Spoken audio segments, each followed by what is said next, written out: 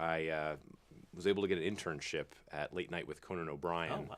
And so that was something that further fueled the fire, so to speak. But, So was that actually your first professional gig? Was it with Conan O'Brien? well, it depends on how you define first professional gig, because I didn't get paid to do it. As an intern, I was there getting coffee, milk, snacks.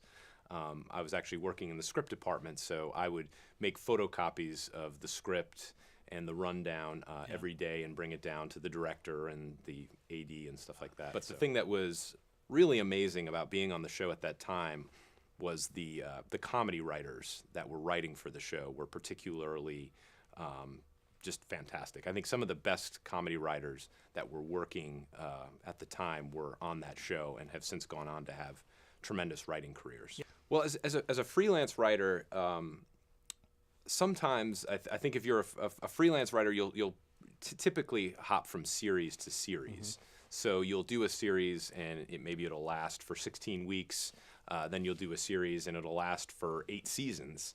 Then you become a little bit less freelancey, so to speak. Right. But when I first started, I basically would do any job that involved writing that they let me do. One of the first shows I did freelance episodes for was Just Shoot Me. So I wrote with my writing partner a couple of episodes of that show, and that was basically just trying to connect with different people and get to know the community. And we were lucky at the time. My writing partner's brother worked on the show, so he was able to get us in the door to allow us to pitch. And the episodes that we pitched just happened to be ones that were accepted, and we got to write them. So the concept of a writing partner it implies some collaboration on a script. Yes. Tell us about that process. It's beyond collaboration. It's almost like a marriage. Oh, In wow. fact, I probably, no, this is definitely know my writing partner better than I know my wife, which my wife will admit to that. And really, what it comes down to is we had very disparate backgrounds. He grew up in Northern California. I grew up on the East Coast.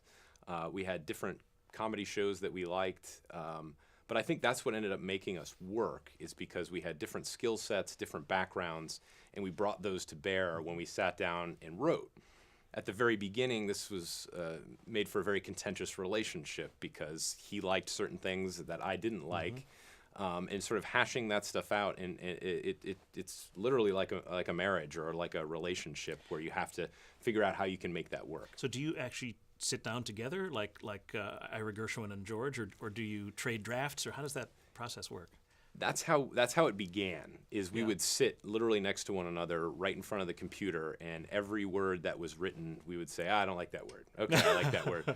And then as we just grew tired of literally being with each other all the time, we decided to divide and conquer a little bit.